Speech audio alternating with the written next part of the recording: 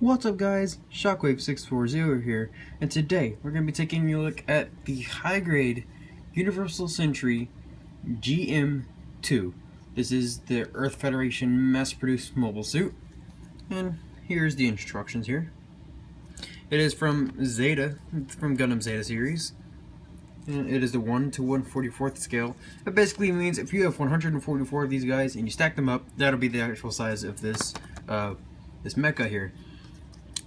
Here's a little website if you do want to go and visit this website. I do believe this is where you can buy them and you can get information on Gunpla models. Obviously by the company of Bandai. There he is with his nice shield and gun, which we'll get into all that later on. Here is all of his weapons and their names, if you want to see all of that. Looking at the back, you get some action poses and some Japanese writing that I don't understand. A really nice model kit. I do like this model kit. Opening up the instructions here to this page, you get some more action shots, you get some up close images and features and such that this can do. You get the color guide there if you need that for any purposes whatsoever. Here you get a photoshopped picture of the, well, that might actually be painted. I don't know, it's photoshopped or painted, I can't really tell, but you can see the GM with the Titans colored RX-78, I think it's like RX-78-3, something like that. And then you see another GM back there and another GM2 back there. And here you have the GM1, the GM, I think it's like something commander type, another commander type of some sort. There you have another GM of commander type. I really don't know what these specific names are. And then there's the GM3. I don't know any of their specific names except for the GM and the GM3. I don't really know what these are, but I know that these two are commander types. So there's that. And then there you have a Zaku. I'm not sure exactly what the Zaku is. There you have the RX-78-3 or whatever that's called in the Titans colors. There you have the GM2. And there you have a GM1 maybe? I think that's the GM1. And then there you have that thing. I don't remember its name. It's something. It's a weird name. It's a Xeon suit. They have weird names. And opening this up, here you get like the labels and warnings and stuff like that. That when this symbol pops up, that's what you need to do. The ones that are grayed out means they don't do anything. Here's some information. Here is the part count, if you will, of all the runners there and all their names. And here you have construction for the body, and the backpack, and the head. And now we're getting into the arms and the shoulders. And then there's the complete arms. Then you have to connect all of that together. And then you put together the feet and the ankles. Then we're getting into the legs here. Oops, sorry about that. And then there you have the legs. Getting the legs all done. Then you go into the waist, connecting all of that together. Then you connect to the waist to the body, of course. Then there you have his beam machine gun and how to put that into his hand, which I will show. Then you have his beam saber and how to put that into his hand, which I will also show. Then you have the shield construction, how to attach the shield, which I will also show, of course. And then you have the display base, which I didn't show with my Destiny Gundam review, the Super Deformed Destiny Gundam. I should have showed that to you guys, because in pretty much every Gundam model except for real grades, they have like little pegs, like a little peg hole basically on their butt. I'll show that off with this guy, and you use a stand and you put them on that. So that's how you can do that. Master grades like a slit there, and high grades and super deformed have just a peg hole, which can be used to pretty much peg all kinds of accessories and stuff if you really wanted to. But there you have them on the display base. I don't have any display bases on me right now because the only one that I do have is being used by my high grade Sananju, which we'll get to review eventually. So yeah, well, let's take a look at the model kit now. Well, first, actually, we will take a look at the box. So, taking a look at the box here. Here you have, where it says the GM2. And then there you have high-grade Universal Century. And you have the Titans thing again. You have a nice picture of a GM2. And another one, shooting his Vulcans, which these guns here on the Gundam's head are called Vulcans. If they're on the chest or if they're on the head, they're called a Vulcan. And there you have them using their jetpack flying around. They're actually all are using their jetpacks. But yeah. Gundam Zeta, of course. Yeah, you have Gundam Zeta again. the side, you just have a front and back view of the model kit. That picture again. There you have the side, and I knocked him over by accident. My bad, guys. This box is kind of long. No, this is number 131 in the high-grade Universal Century line. We have some features and such. This model kit is 1,400 yen, which is about $14, $15. I didn't get mine for that much money. I got mine for like $10 on Amazon. So, and then there's that picture again, and then you have that website. Nothing on the bottom. They never have anything on the bottom. I've only got one model kit that actually does, which I can't remember what it is. It might be the RX Revive, but I don't know. And there we have a Befallen GM2. So here he is. Let's get those instructions off the page. So here is, sorry about that, I had like a, oh, excuse me, I had a moment of like thought process there. I can't even English today. I can't English, bro. I can't English. But excuse me while I readjust the camera. I had it backed up so I actually had room to do the instructions. So here we go. It's not moving. There we go. And now moving my actual tripod. And by the way, let me mention this again, just in case some of you guys didn't hear. I am going to do a review over this tripod that I have constructed that is currently holding my phone, which I am recording with. As soon as my tripod comes in the mail, I will do a review over that. And also, I do want to apologize for the long delay that I had between the Destiny Gundams review and this review. I just recently went to the hospital for a doctor's appointment, and I also found out that I had fractured my pinky toe because I stubbed my toe so hard. So that's a bummer. It kind of hurts right now. Not really. It's not bothering me too much. I mean, I've been through worse. Appendicitis and all the other things, which will be a story for later. Also, there's no videos on it yet, so you might not be able to find the channel. But eventually, there will be a channel named Game and Wave, which will be me and my best friend's Let's Play channel. So be sure to check that out once we get that up and running. It'll probably be around the summertime. So if you like Let's Plays and you like two idiots being stupid, then you'll like that. But let's get back on topic, shall we? So here is the GM2, the high-grade GM2, and it is very, very cool looking. It does have these like stickers all over it, which I will show. Actually, yeah, I'll show that in a second. And it's got like stickers all over the place. You can see right here 640 for my channel name, Shockwave 640. So there's the 640 there. You have the GM2 logo. The logo that I don't know what it means, it just looked cool, so I put it on there. You have the Titans logo. I know none of these logos actually match. I just kind of stuck them on there because they looked cool. So, and then I put that one there on its head just because. Gives them, kind of like, it looks like a tattoo. And then this could be a mohawk if you really wanted to. Just color it like brown or green or something. It does have that nice clear plastic right there. You can't really see it because it doesn't want to focus because it's clear. Here, let me see if I can try to get the camera to focus. No, the camera's not wanting to focus, but oh, there it goes. And you can see the eyes and cameras and sensors in there.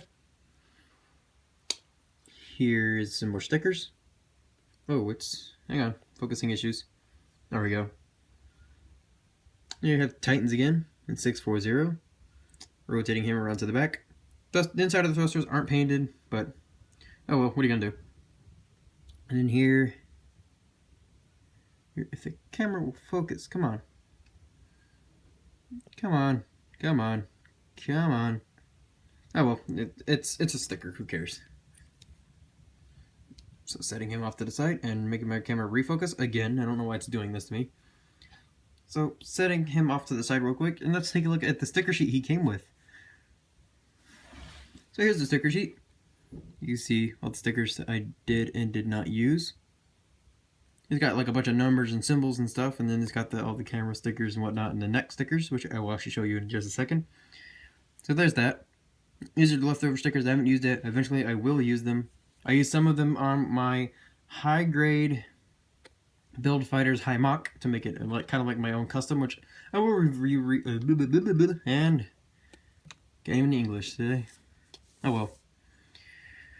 So let's actually go into the stickers that are on him. Obviously, all those markings that I showed you, those are all obviously stickers. You have, why is this camera doing this? Stop it. Okay, and guys, it's going to be a small jump cut here. Sorry about that. I had to do a small delay because the camera's focusing was getting all weird. So let's continue the review, shall we? Okay, so where was I? Showing stickers. Alright. There is the blue sticker right there on his chest. Blue sticker on the forehead. Back of the head. The backpack. You do want to be careful with these blue stickers because they do tear easily. None of mine did, thankfully, but just a little warning. Taking off his head. And you have those gray stickers right there on that red part. They aren't necessary. I mean, you can't really see them unless he's looking up. That's really the only time you can see them. But it's there. I put it on. I like to put that on the stickers. I mean, I don't like when it's over, like way too many stickers, but I like those small details. So let's do some size comparisons, shall we? So first up, we have sorry about that. I was getting my Transformers wrong. Here we have Combiner Wars Prowl. So there you can see, and Prowl's obviously not standing up straight because I don't really like to get them out of their pose because I'm lazy. But here you can see him with Combiner Wars Prowl. Even just squatted a little bit down because of the pose that I have him in. He is still significantly taller. He's about a head or half a head taller than the GM2. So there is that. Here we have the high grade Universal Sentry AC guy. Just in case any of you guys might have this, I will review him. I noticed on YouTube that nobody reviews him. There's like 1 or 2 reviews that are lower people like me that don't really have very many viewers, but I will review him. It'll probably be later when I have more viewers, so people actually can see this review. But there is that. Oh well, he's about like a head and a half taller. He's about the same size as Prowl. And here is Transformers Fall of Cybertron Shockwave, just in case any of you might have this figure. So there he is with Shockwave. Shockwave is also about a head taller there. So setting off Shockwave, which is, by the way, it's a very, very great figure. That figure is perfect in every way. And last but not least, here we have him with the high-grade Universal Sentry F91 Custom. Or F91, or F91 something colors. I don't care. It's, you type in, if you want to really get this model, just go on Amazon, type in F91 Custom, and you'll probably find it. But the GM is actually taller than him by about half a head, so there's that. So setting him off to the side, and now let's get into articulation. Just hang on a few seconds. Excuse me while I move my size comparisons over to the side because I don't want to knock them all over, and they are kind of taking up my room, so I don't really have enough room to operate here. So just setting them all off to the side real quick. Please excuse me, this is taking a little bit longer. Scooting up my camera. So let's get down to articulation. Don't have enough room. F91's in the way. Sorry about this, guys. Setting F91 over there by Shockwave. There we go.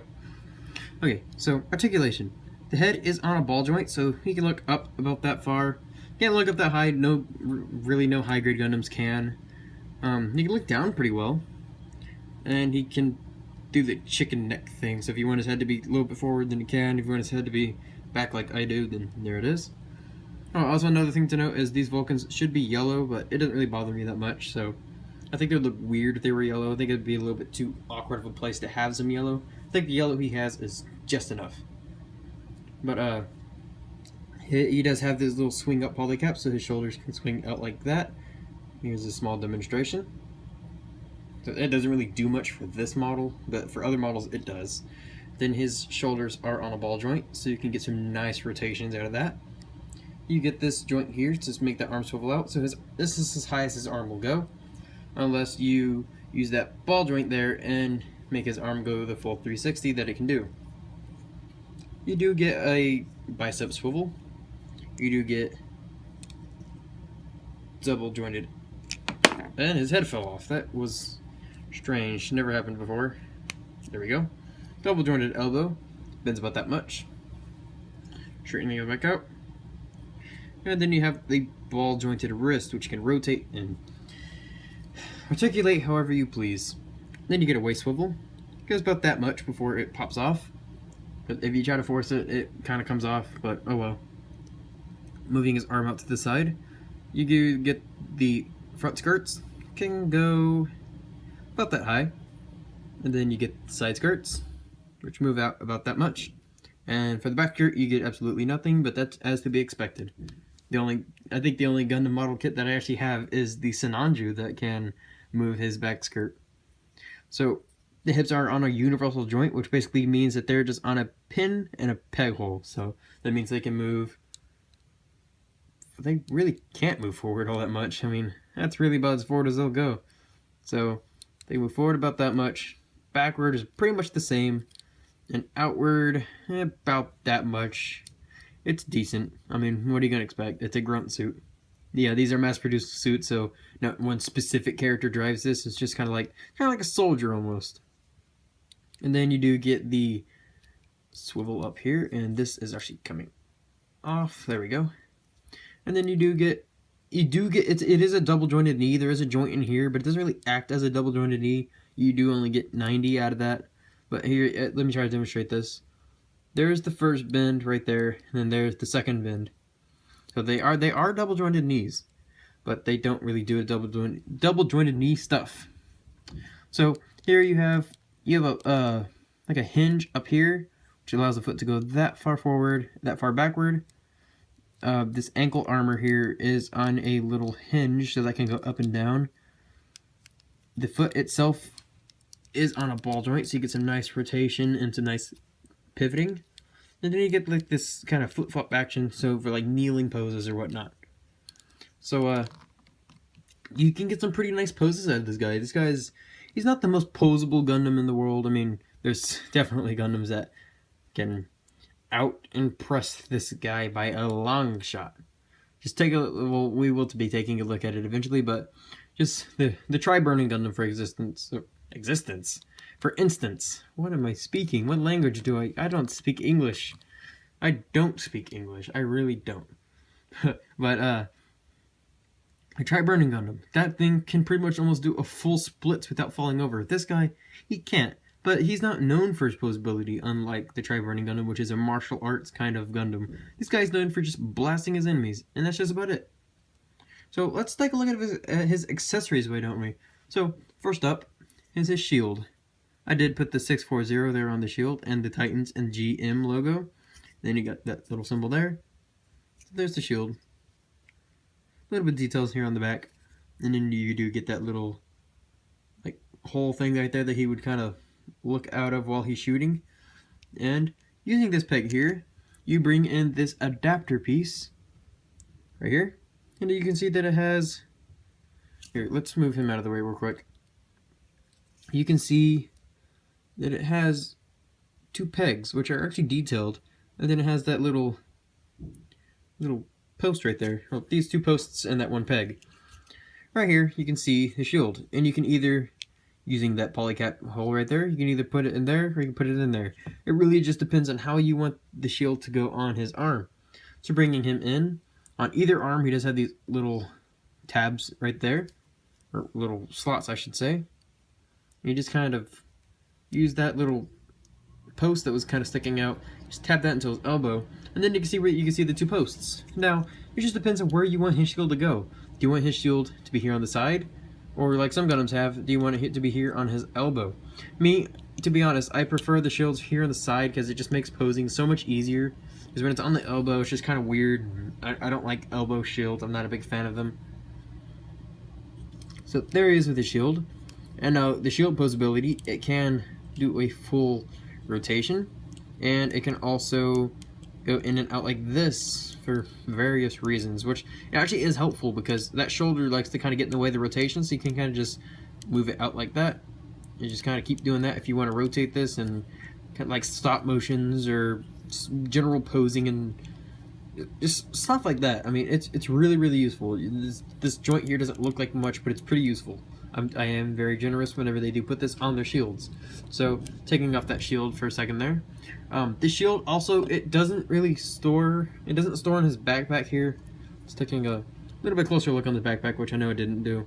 It doesn't store. I wish they kind of gave it like a little post kind of sticking out of there in the middle, maybe. So you can plug the shield on there like the RX-78-2 Gundam can do. But, oh well, I mean, if you really wanted to, you could drill a hole there that's the size of that post. And now, bringing in his rifle. I do have the hand already equipped. And to put the hand on, you just simply pry the hand in half, slide it on like that, plop on the top, put it on the hand cover, and boom, you got him holding his gun. The posability on this gun is this handle here can move to the sides, just in case you want to get some like double-handed poses, which I actually have done before. And to equip this, you have to do it on this hand because this is a right hand. And it doesn't come with the left hand trigger, so you will hold it here. Oh yeah, there's also another sticker there and there. I actually didn't notice those and completely forgot to put them there. But you just take this hand out since they're on a ball joint, or polycap right inside there. Just pop that back on. And here you have the GM2 with his blaster. His machine gun of death. So that's pretty cool. I could do way more interesting pose than that, but I am trying to get this through because this video is already long enough as it is. So there is that. And last but not least, he has his beam saber. So you probably have noticed this little thing sticking out here. You just pull that out. You bring in one of these two clear yellow beam effects. It does come with two of them. So if you have another Gundam and you want him to have a short yellow beam, then you can do that. And using this hole right there and that little peg, you just kind of put that in. You want to be careful though, because I have heard stories that that little peg has broken. So if you want to take it off, don't just yank it off or try to start wiggling it out. Just twist and pull. And there you go. So just a little precaution. So putting that back in. And now, do you want to make sure that this part here is facing forward? And you just use the standard hands that he has. And you just slide that in. You kind of let it fall. And here you have the GM2 with his